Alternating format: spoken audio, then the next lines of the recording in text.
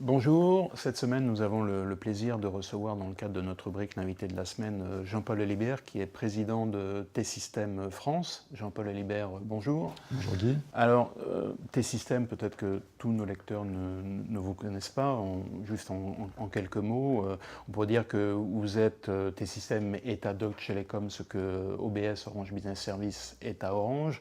Vous avez développé votre activité à partir d'une prise de participation dans une SS2I allemande qui s'appelait Debis. Vous êtes à peu près 45 000 personnes dans le monde et vous avez le plus grand cloud SAP, bon ça c'est pas un hasard finalement, au monde. Donc c'est une fiche d'identité assez rapide. Et est-ce que ça correspond à peu près à la réalité? Est-ce que vous pouvez nous l'élaborer un tout petit peu plus? Oui, sauf sur le début. Puisqu'en fait, oui, on a été créé par la fusion de différentes IT internes, et puis derrière, il y a eu d'autres acquisitions.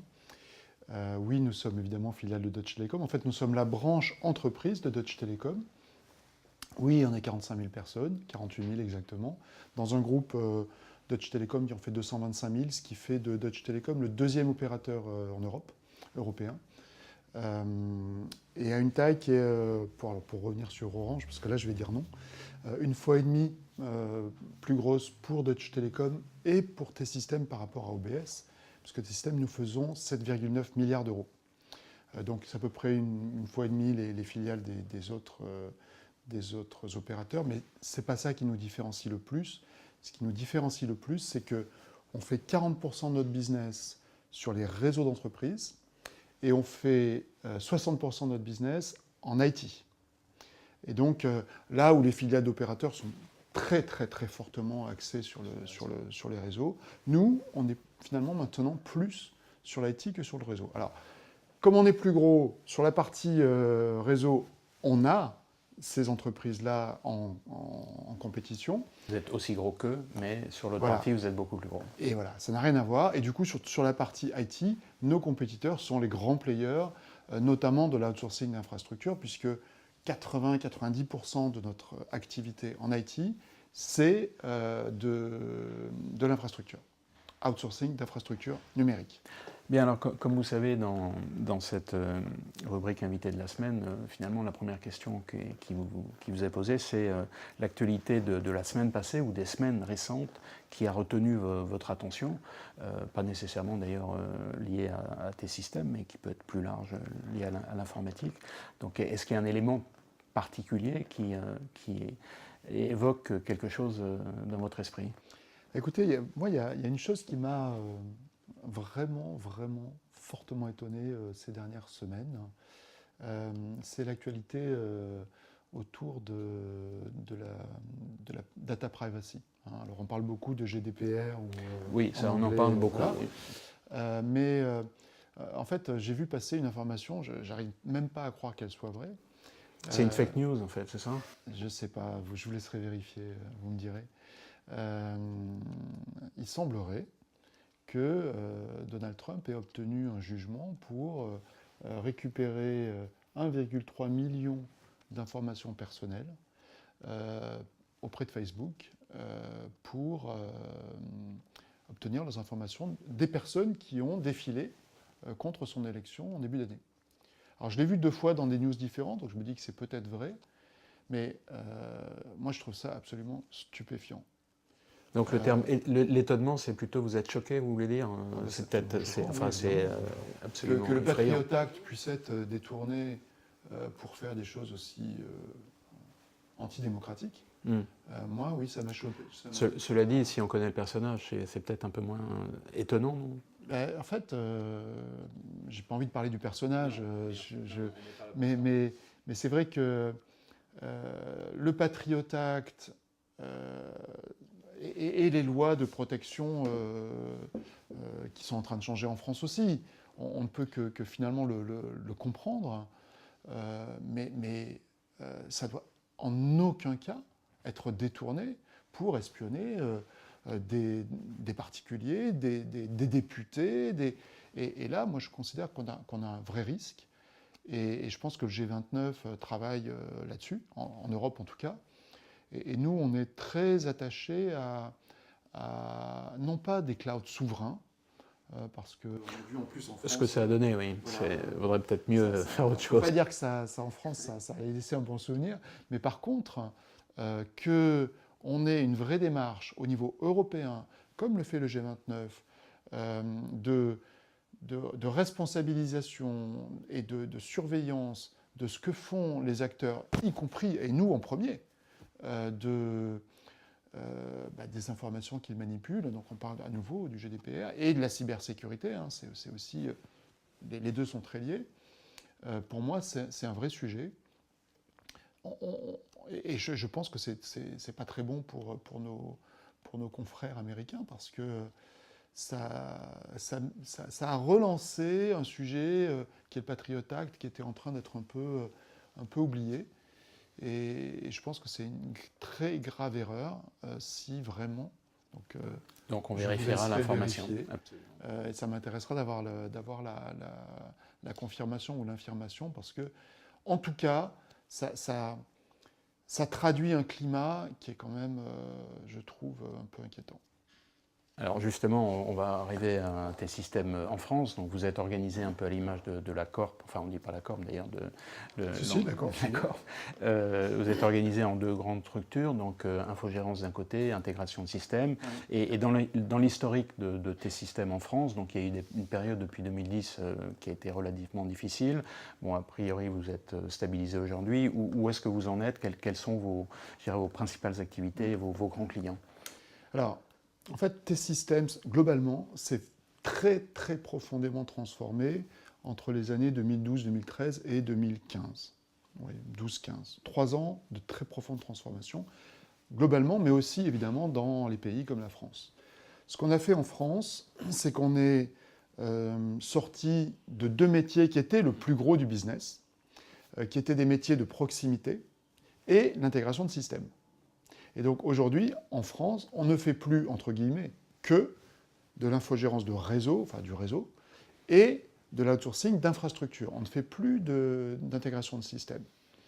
Ce qui d'ailleurs nous permet, on en parlait tout à l'heure, d'avoir la possibilité d'être intéressant pour un réseau d'intégrateurs, puisque nous ne sommes plus du tout concurrents sur ces métiers. Donc nous nous sommes focusés dans les années en France 2013 à 2015, 2015, sur ces métiers-là, en se retirant progressivement des métiers de proximité et en allant vers de l'outsourcing d'infrastructure, qui est finalement, et c'est ce qui nous différencie fortement, de l'outsourcing d'infrastructure en mode cloud. Là. Justement, on arrive au cloud, mais peut-être avant de parler du cloud, parmi vos gros clients, est-ce que vous avez, je suppose, des filiales de sociétés allemandes, mais est-ce que vous avez aussi des grandes sociétés françaises? Et est-ce que vous ciblez plutôt les grands comptes ou est-ce que vous avez un portefeuille qui est beaucoup plus large? Alors d'abord, nous avons majoritairement des comptes français en France. Hein. Nos plus grands clients en France, c'est Airbus, c'est Société Générale, c'est Sanofi, c'est... je vais en oublier plein, c'est Bouygues, voilà. Donc, vous l'avez compris, on adresse en direct plutôt des grands comptes ou des très grands comptes. En fait, ce qui nous intéresse dans chaque pays, c'est en gros le top 100 des entreprises internationales. Donc, c'est vraiment ça notre cœur de cible. Et donc, on adresse en direct majoritairement ces clients-là. Et c'est vrai que comme on a industrialisé énormément nos offres, on vient, en gros, à notre métier, c'était reprendre... Vous l'avez dit, on s'est constitué comme ça, mais on a continué là-dessus, reprendre l'IT, les infrastructures de grandes entreprises.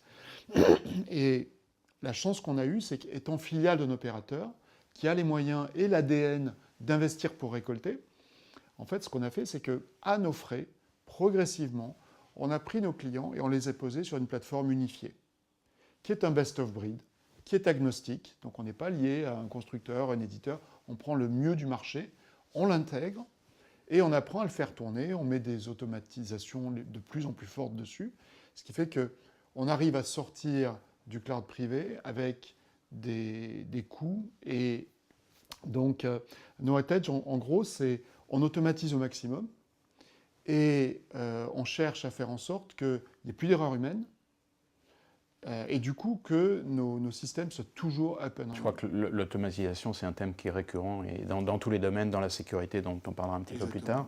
On a cité le mot cloud déjà 2-3 fois. Il se trouve qu'en décembre dernier, vous avez annoncé donc, votre offre cloud en France, avec l'ouverture d'une offre dans un data center Equinix, donc, qui est proche de votre siège d'ailleurs, si je ne me trompe. Donc décembre 2016, ça fait une petite année, on va dire. Quelles sont les offres qui sont proposées sur ce cloud et est-ce que vous avez déjà signé des contrats significatifs? Alors, on a démarré la commercialisation dans l'été. Il a fallu un peu de... La plateforme est opérationnelle depuis avril-mai, on a commencé la commercialisation. Donc en fait, on démarre la commercialisation en ce moment. Et alors, c'est très intéressant parce que justement, on commence à intéresser des partenaires indirects qui vont revendre nos offres de cloud, pas seulement celles-ci, mais plus généralement nos offres de cloud, et des acteurs plus petits. Du coup, ça nous permet d'alimenter nos partenaires. C'est presque contre-intuitif d'ailleurs, parce que quand on pense cloud, on se dit ça veut dire que le fournisseur va pouvoir vendre en direct avec ses clients. Et puis en fait non, il faut, pour démultiplier cette offre-là, il faut malgré tout un réseau de partenaires. Exactement. Et il faut que cette offre soit suffisamment simple pour que les partenaires, enfin je ne veux pas dire que les partenaires ne font des choses simples, mais enfin en tout cas qu'elles soient suffisamment standardisées pour qu'ils puissent les revendre à vos futurs clients. Oui, et d'autant plus que les partenaires qu'on va chercher sont ceux qui sont plutôt côté intégration de système, justement. Donc eux, les infrastructures, c'est pas toujours super naturel pour eux. Donc oui, ça doit être super simple à vendre, à coter, à implémenter. L'implémentation, on l'a fait pour eux, hein, évidemment, auprès de leurs clients. Mais donc voilà, on est plutôt dans une démarche indirect channel, plutôt mid-market. Alors qu'en fait, on avait initialement conçu cette plateforme... Pour les grands comptes. Pour qu'elle soit pour les grands comptes. Et en fait, c'est assez paradoxal, mais c'est assez amusant. Mais ça nous aide à vendre du cloud, y compris lorsqu'il est hébergé en dehors de France. Parce que finalement, on a levé dans l'esprit de nos clients la crainte d'être obligé de rester en Allemagne ou à Houston ou en Malaisie ou à Singapour, pardon. Et du coup, finalement, à partir du moment où cette crainte est levée, finalement, être en Allemagne ou en France, c'est pareil. Il y a moins de temps de latence entre Paris et Francfort qu'entre Paris et Marseille. Hein. Donc finalement, pour nos clients français, les grands clients qui ont beaucoup gagné en maturité ces 2 dernières années, je parle des grands clients, c'est plus vraiment un sujet. Alors, il se trouve que, donc on ne va pas parler de clients puisque c'est encore trop récent, mais on aura l'occasion d'en parler. Il se trouve que la semaine dernière, se tenaient les assises de la sécurité, donc maintenant c'est une institution, et que par ailleurs, vous-même, vous avez annoncé, il n'y a pas longtemps, hein, une offre sécurité sous le label Magenta Security, qui regroupe un certain nombre d'offres. Est-ce que vous pouvez alors je crois que vous dites qu'au niveau mondial, vous avez 1300 experts dans le domaine, donc c'est une force de frappe qui est assez significative. Est-ce que vous pouvez nous expliquer ce que vous voulez faire dans le domaine de la sécurité, direz-vous, par rapport à cette multitude d'offres qui peut exister par ailleurs? En fait, la même chose que sur ce qu'on fait avec Microsoft, avec SAP, avec l'ensemble des autres solutions du marché. Ce qu'on a décidé de faire, c'est d'abord, on opère pour nos clients des environnements de travail, des réseaux et évidemment du cloud dans les data centers. On est vraiment sur les 3 sujets. Et on avait des experts en sécurité sur chacun de ces sujets. Qu'est-ce qu'on a fait il y a 18 mois? On les a regroupés en une seule division. Et là, on s'est rendu compte d'une chose qu'on ne savait même pas, c'est qu'on avait plus de 1000 experts en sécurité. Et donc, on a la capacité à vraiment fournir du service autour de ces sujets-là, y compris en France. Mais ce qui nous intéresse, nous, c'est de construire des plateformes. Et donc, notre approche sur la cyber, c'est de construire de la cybersecurity as a service. Et donc, de décharger nos clients, comme on le fait sur SAP par exemple, de tout ce qui est recherche de produits, choix de produits, intégration, design, intégration, apprendre à faire tourner ça, à l'opérer, et donc tout ce qui n'a aucune valeur pour un client, pour une DSI. Nous, on se charge de ça. Derrière, sur les différents produits qu'on amène au marché, on pourra en parler, ce qui est important pour une DSI, c'est de prendre la main sur comment je vais gérer la cyber dans mon entreprise. Et quand on voit le nombre de sujets qu'a une DSI aujourd'hui à traiter en cyber, c'est énorme. C'est entre 40 et 50 sujets de cyber. Donc, aucune, même les plus grosses, aucune DSI n'aura les moyens de faire tout ça. Et donc, de plus en plus, ça force les DSI, y compris les DSI françaises les plus réfractaires, à se dire je ne vais pas faire moi-même, je vais acheter tout prêt. Mais alors là pour le coup, déjà dans le cloud, la notion de confiance était quelque chose d'important. Donc vous avez dit qu'on a passé cette étape-là. Mais dans le domaine de la sécurité, là c'est encore plus important. C'est-à-dire que la confiance, je veux dire, déléguer sa sécurité à quelqu'un d'autre, c'est un peu, en gros, comme si je vous donnais les clés de mon appartement. C'est quelque chose qui paraît un peu inimaginable. Donc vous pensez que les entreprises sont prêtes à ce genre de choses? Oui, je pense, parce qu'elles n'ont plus le choix. Et à nouveau, ce qui est très important, et c'est ce que je dis à mes clients, ils doivent garder la maîtrise de la gestion, par exemple des alarmes, du paramétrage, du traitement, de la réponse. Mais aller designer et faire tourner une plateforme de DDoS, franchement, à quoi ça sert? À quoi ça sert? Mais finalement, il y a plus beaucoup de valeur ajoutée dedans. Mais non, il n'y a aucune valeur ajoutée pour un client. En fait, nous, notre valeur ajoutée, c'est d'amener une réponse qui est valable pour tout le monde. Charge à chaque DSI, justement, en s'appuyant sur quelque chose qui reste finalement assez standard, d'aller amener toute la compétence métier. On ne gère pas la sécurité et les événements et les protections de sécurité dans une banque comme dans une entreprise de sidérurgie, dans le transport, dans l'énergie. Ce n'est pas du tout les mêmes sujets qu'on va chercher à adresser et pas les mêmes menaces. Et selon que vous êtes plus ou moins sensible au Patriot Act, eh bien vous allez avoir une approche différente. Selon que vous êtes plus ou moins sensible à des employés qui seraient plus ou moins matures par rapport à la sécurité, vous allez plutôt vous prémunir plus ou moins sur du ransomware, des sujets comme ça. Et donc c'est ça qu'une DSI doit être capable de faire. C'est faire le lien entre son business et les multiples sujets, et Dieu sait qu'il y en a de plus en plus, de risques cyber. Et alors cette offre sécurité, elle est destinée à vos clients existants ou vous pensez gagner de nouveaux clients avec ça? Finalement, entrer par ces nouvelles offres, le cloud, la sécurité, entrer chez de nouveaux clients et puis après faire du cross-selling, comme on dit en beau français? Bien évidemment, bien évidemment. Mais alors, on protège déjà nos clients. De fait, ceux qui nous achètent du cloud, ils sont protégés par ces solutions-là. On subit actuellement, on est bien entraîné, hein, plus de 300 attaques par minute. Par minute. Donc on est entraîné. Et pour l'instant, ça passe pas. Donc près de 2000 depuis qu'on a commencé cet entretien. Ça fait beaucoup. Je vous laisse faire le calcul, mais voilà. Donc de fait, on a la capacité et on protège déjà nos clients. Après, évidemment, quelqu'un qui veut acheter une protection réseau avec un de nos partenaires qui est Zscaler, quelqu'un qui veut faire du SIEM, donc protection événementielle ou détection événementielle de problèmes de sécurité avec l'un de nos partenaires qui sont HPE et Alienvault, puisque c'est les deux produits qu'on a pour l'instant choisis comme meilleure solution sur le marché.